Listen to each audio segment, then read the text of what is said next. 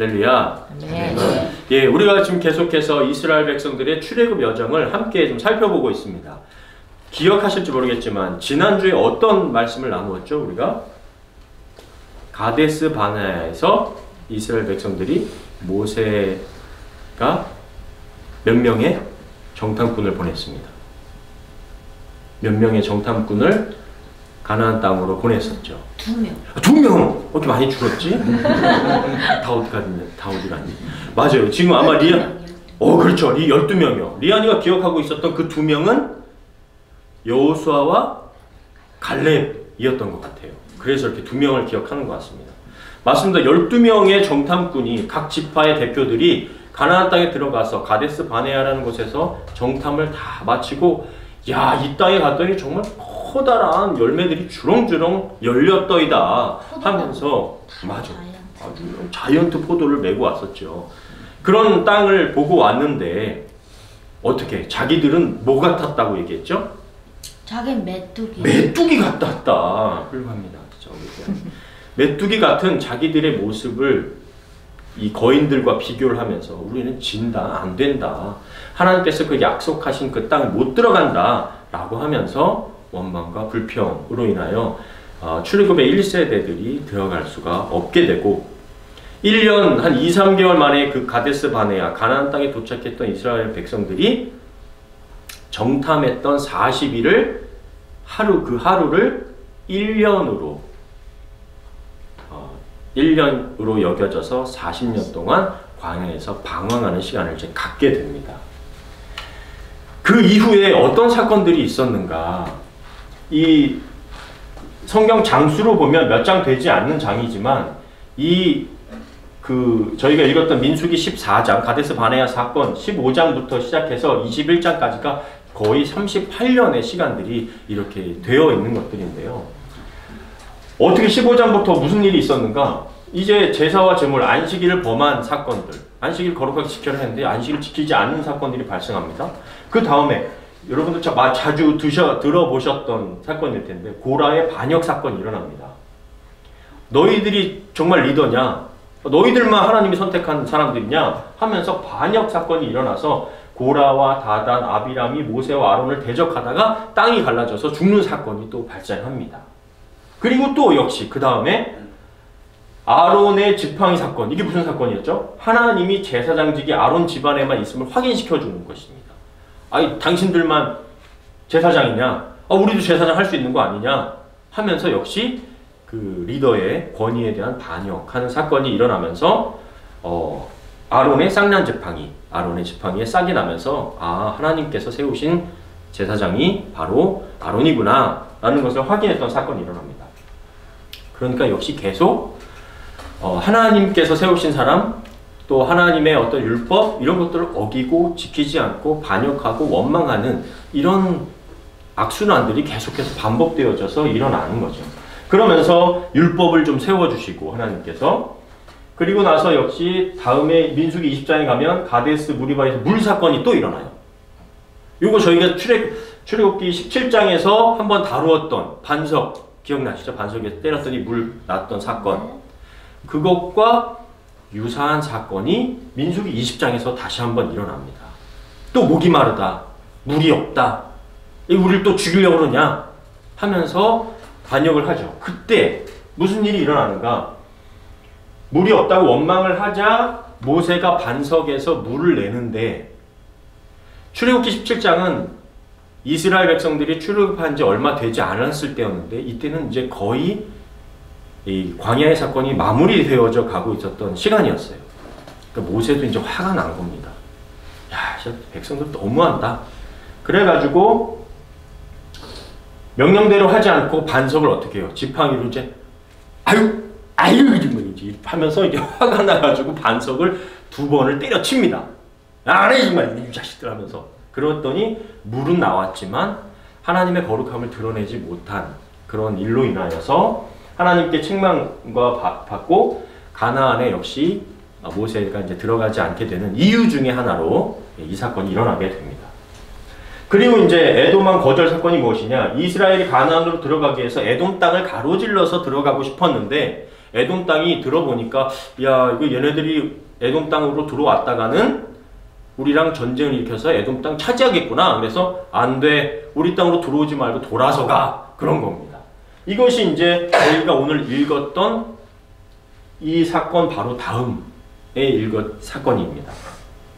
그리고 이제 모세의 누나 미리암도 여기서 광야에서 죽고 호르산에서 아론, 모세의 형 아론도 역시 광야에서 생명을 다하게 됩니다.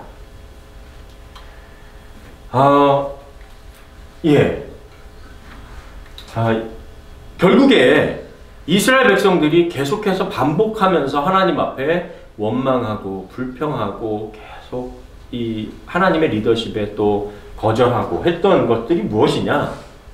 하나님을 시험했던 것이고 하나님을 거절하고 무시하고 결국에 하나님을 믿지 않는 거죠. 하나님 따르기 싫다. 난 뭐 신뢰할 수가 없다. 계속해서 그러한 모습을 보여줬던 것이 이 광야의 여정이었습니다. 역시 이러한 일들이 우리의 인생과 굉장히 유사하다. 하나님을 믿는 것 같지만 어떤 사건과 또 고민과 고난이 오면 우리가 계속해서 하나님을 의심하고 시험하는 그런 모습이 이런 광야의 여정, 이스라엘 모습과 너무나 비슷하다는 것을 우리가 하나님의 말씀을 통해서 배우게 됩니다. 이 두 가지 지도는 조금 다른데요. 왜 다를 수밖에 없느냐? 이스라엘 백성들이 머물렀던 성경의 지역들이 정확하게 고고학적으로 발견되지 않았기 때문입니다. 그래서 그냥 예측 경로예요. 이렇게 갔을 것이다. 그런데 오늘 말씀에, 오늘 본문에 있는 말씀은 백성이 호르산에서 출발하여 홍해길을 따라 에돔 땅을 우회하려 하였다가 길로 말미암아 백성의 마음이 상하니라. 이것이 무엇이냐면 에돔이라는 지역이 있어요. 여기도 있고 여기가 있는데 아마도 이스라엘 백성들이 이렇게 가로질러서 가려고 했던 것 같습니다. 그런데 이 에돔 땅에서 허락을 안 하니까 이렇게 돌아갔다. 혹은 여기서 뭐 이렇게 돌아갔다. 이제 이런 표현인 겁니다. 그러니까 지역이 정확하게 고고학적으로 발견되지 않았기 때문에 이게 제가 몇 가지 지도를 봐도 조금씩 경로들이 다르게 표현이 되더라고요. 그러니까 저희들이 이 말씀을 통해서 알 수 있는 건 굉장히 긴 길을 다시 에돔 땅을 돌아서 가야 했기 때문에 백성들의 마음이 상했다. 이거를 히브리어 원문으로 해석한 내용을 보니까 뭐냐면 백성들의 영혼이 짧아졌대요. 지친 거죠. 막 뭐 짜증도 나고 아니 세상에 이 길을 또 돌아가라고? 그 광야길에서 38년을 뱅뱅 돌고 있는데 이제 에돔 땅을 또 거기서 가로질러 가면 우리가 어디로 가는지 다 아는데 거기를 돌아가라고 했더니 마음이 상하고 싫고 원망과 불평이 역시 또 다시 올라오게 된 것이죠. 그러자 역시 백성이 하나님과 모세를 향하여 원망하되 어찌하여 우리를 애굽에서 인도해 내어 이 광야에서 죽게 하는가? 이곳에는 먹을 것도 없고 물도 없었다. 뭐 계속 반복되는 레파토리죠. 그만큼 광야에 물도 없고 먹을 게 없긴 없었다는 것을 증명하는 겁니다. 그런데 정말 먹을 게 그렇게 없었나요? 하나님께서 매일의 양식을 주셨던 거 기억하시죠? 그게 뭐죠? 매일매일 하나님이 주셨던 거. 만나, 예. 만나, 예. 그 만나를 하나님께서 매일같이 공급해 주셨고, 때때로 고기 없으면 메추라기도 보내주셨고. 그런데, 여기 뭐라고 되어 있죠? 우리 마음이, 이 어떤 음식이요? 하찮은 음식을 싫어하노라.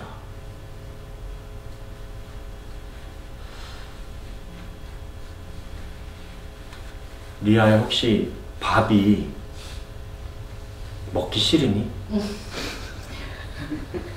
우리가 배고프면, 그지? 밥이, 똑같은 밥이 나와도?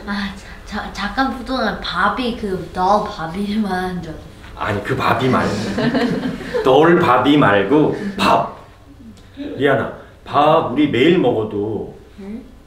배고프면 먹으면 어때? 맛있어요. 맛있지, 리아나.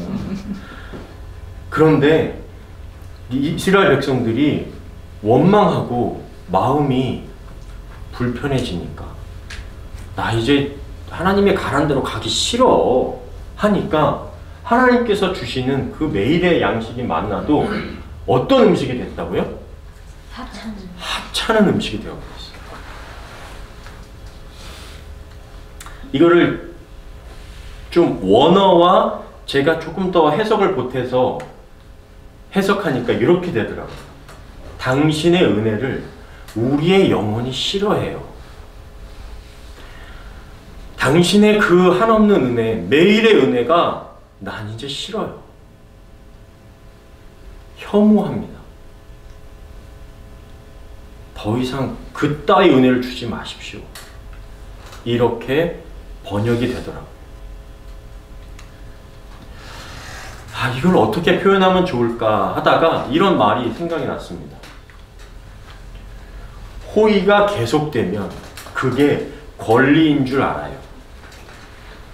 저는 이게 영화에 나온 대사인지 몰랐고요. 이 말이 어디서 들어본 것 같아요. 그래서 이 표현이 딱 맞는 것 같다. 하나님의 은혜가 계속되니까 그게 권리인 줄 안 거예요. 예수 그리스도의 십자가의 은혜가 반복되니 그게 너무 무난해지고 형식적이 되어버리고 그 은혜가 다 잊어버리면서 아니 왜 더 큰 은혜 주지 않아요? 아니 왜 가로질러 가기 못하고 왜 하루 만에 못 들어가게 하고 자신들이 저질렀던 그 죄의 어마어마한 무게를 깨닫지 못하고 기억하지 못한 채 매일 주는 거 그따위 거 그거 됐어 그만 줘요 이제 하찮게 여기고 싫어하기까지 하게 되었습니다.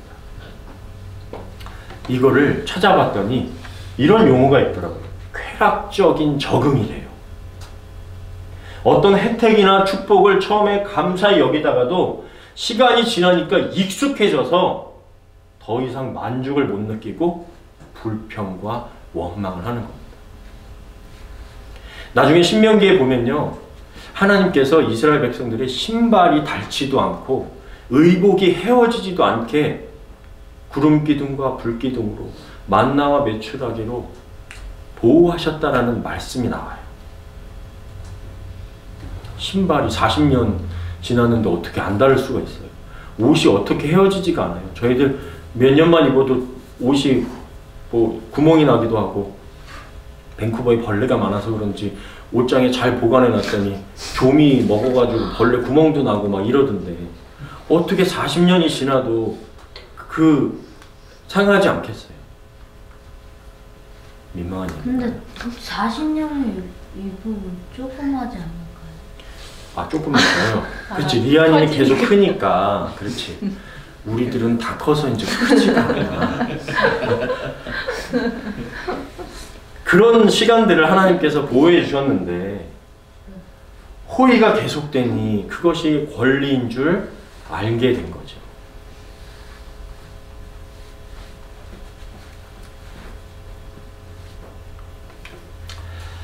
그러자 하나님께서 이스라엘 백성들이 잊고 있었던 게 있어요. 하나님은 심판자이기도 하셨다는 거예요. 하나님은 죄를 가만히 경히 여기지 않으신다는 거예요. 여호와께서 불뱀들을 백성 중에 보내어 백성을 물게 하심으로 이스라엘 백성 중에 죽은 자가 많은지라. 하나님의 심판이 있습니다.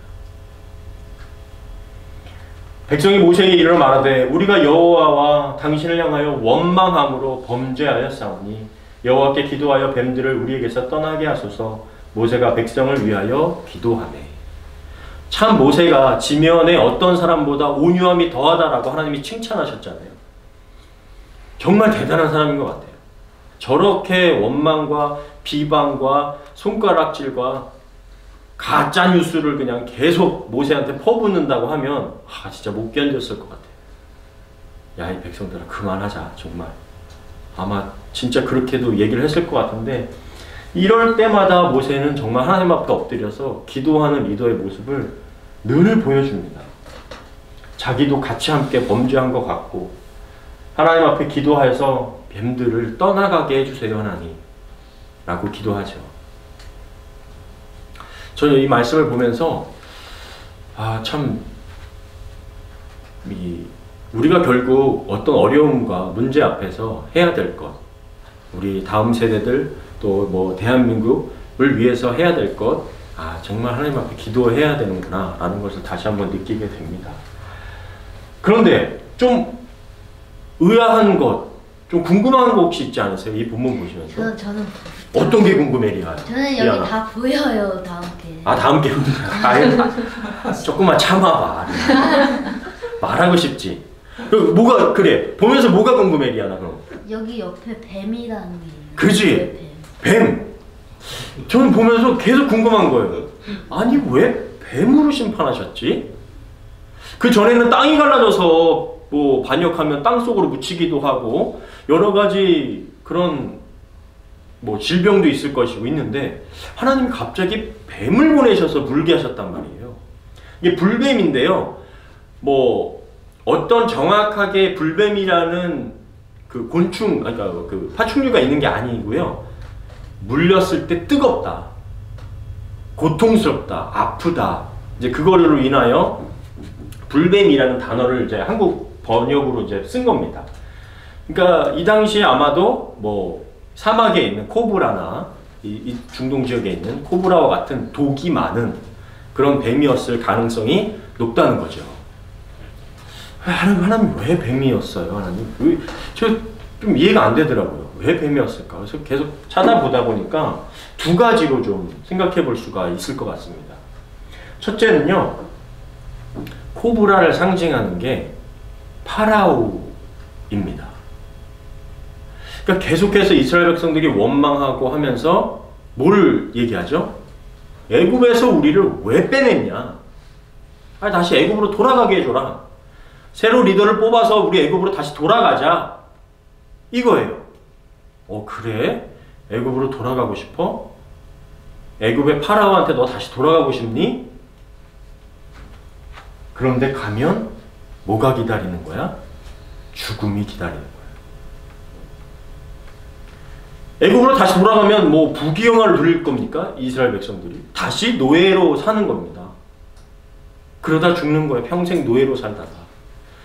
죄로 돌아가면 우리 죄의 종로로 타다가 그렇게 불뱀에게 물려 죽는 것처럼 우리에게는 뭐가 있어요? 사망이 기다리고 있는 겁니다.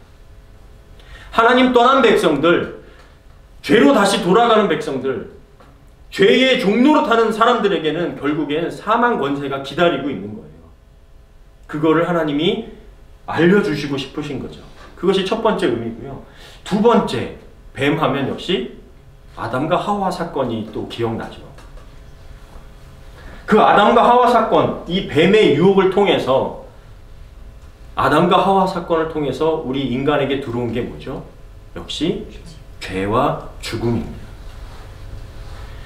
하나님 곁에서 하나님과 화목한 관계 속에서 우리가 영원을 누릴 수 있는데 그것이 아니라 사망이 들어오게 된 것이죠. 죽음이 들어오게 된 것이죠. 하나님과의 관계가 뱀으로 말미암아 깨져버린 거예요. 그 사건들을 이렇게 떠올리게 하는 것이 바로 이 불뱀의 사건이었던 것이죠. 그런데 하나님께는 심판만 있는 게 아닙니다. 역시 은혜와 구원이 있습니다. 여호와께서 모세에게 이르시되 불뱀을 만들어서 놋으로 불뱀을 만들어서 모양을 만들어 장대 위에 매달아라. 물린 자마다 그것을 보면 살리라. 독에 중독이 되어서 이제 죽어가는 사람들에게 빨리 놋뱀을 만들어서 그것을 높이 달아서 그걸 보면 어떻게 해요? 산다는 거예요. 모세가 놋뱀을 만들어 장대 위에 다니 뱀에게 물린 자가 놋뱀을 쳐다본 즉 모두 살더라. 고통 속에서 안 본 사람도 있을 것 같아요. 쳐다봐라. 모세가 빨리 쳐다봐라. 백성들아 할 때 저것이 모세이다. 쳐다보나 다시는 내가 모세 말 안 듣는다. 그런 사람도 있었을 것 같아요. 악에 받쳐서. 그러나 놋뱀을 쳐다본 즉 모두 살게 되었습니다. 쳐다본 사람은 살았어요. 저는 여기서 또 두 가지를 좀 생각해 볼 수 있을 것 같습니다. 왜 노뱀을 쳐다보면 사는가?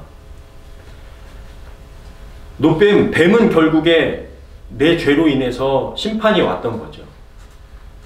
다시 한번 내 죄를 대면하라는 겁니다. 하나님 앞에서 내 죄가 뭔지를 알아야 돼요. 그걸 우리는 또 회개한다고 표현을 할 수가 있죠. 하나님께 죄는 하나님과의 관계를 깨어뜨려 버리고 하나님과 사이를 멀어지게 하는 겁니다. 우리가 하나님의 거룩한 백성으로 나아가는 장애물이 되는 게 바로 이 죄예요. 그래서 우리가 무슨 죄 때문에 내가 하나님과 멀어졌는지를 알아야 됩니다. 그래서 내 죄를 대면하는 것, 그것이 바로 노뱀을 바라보는 사건이에요. 두 번째는 보면 산다. 하나님의 말씀에, 그 하나님이 시키신 말씀에 순종할 때 사는 거예요. 하나님께서 나를 살리신다는 믿음, 그 회복과 생명이 하나님께 순종할 때 내가 산다는 것을 보게 되는 것이죠. 그래서 예수님께서도 이 말씀을 하셨습니다. 요한복음 3장 14절부터 16절. 모세가 광야에서 뱀을 든 것 같이 인자도 들려야 하리니, 인자도 십자가에 달려 들려야 하리니 이는 그를 믿는 자마다 영생을 얻게 하려 하십니다. 아멘. 그래서 우리가 누구를 바라볼 때, 예수 그리스도를 바라볼 때 다시 회복되고 다시 살게 되는 줄 믿습니다. 말씀을 좀 정리하고 싶습니다. 우리가 하나님의 은혜를 원망과 불평으로 바꾸지 말고 감사와 기쁨으로 응답하는 삶을 살기를 바랍니다. 두 번째는 심판자이시며 구원자이신 예수 그리스도를 바라보시는 저와 여러분 다 되시기를 주님의 이름으로 간절히 축원합니다. 아멘.